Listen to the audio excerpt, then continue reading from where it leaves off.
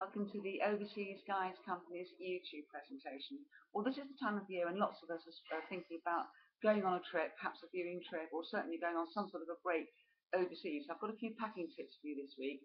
You may well be planning a trip in the coming months. The schools will be breaking up soon, and obviously a lot depends on where you're going, but I think I've got packing down to a reasonably fine art. And experience has taught me over the years that you actually never need as much as you think you're going to need. So that's my first tip. I can remember going to Australia for the first time with my husband a few years ago, and he was absolutely mortified to find out that my case weighed almost half what his did. I'm not unusual for a woman, I know. So here are some tips. Again, whatever you think you're going to need, try and halve it. You're not going to need as much as you think you do. Don't worry about thinking about things are going to be creased in your case either. You know, those pure linen or cotton ones that might get creased. Really, it's not going to be a problem. If you put tissue paper between your clothes, that will help. You can always hang them up in the bathroom when you get there, but it's really not worth worrying about. Also, if you're going to be moving about a lot, as we were in Australia, bear in mind that you won't be seeing the same people every single day, so you don't need a sort of different outfit for every single day.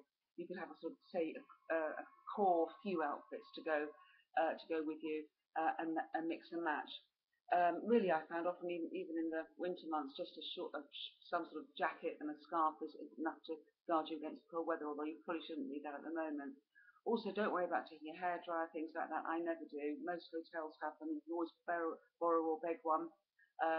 It always takes up weight. Don't probably need it.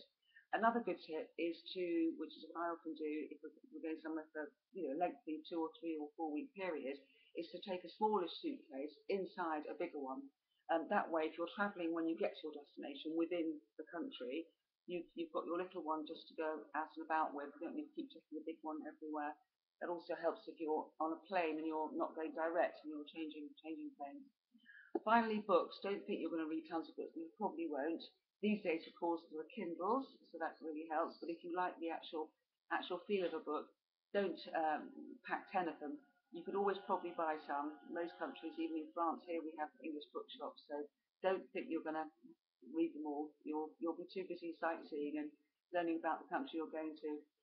Cosmetics, go to Boots. They have a great range of little travel size pocket shampoos, soaps, etc. If you can't find those, they do sell also empty little tiny bottles which you can decant things into. That's great. That's always a great tip. So that's it really. If you're planning a trip anywhere overseas, you'll be very well served by looking at our website. You can see that here.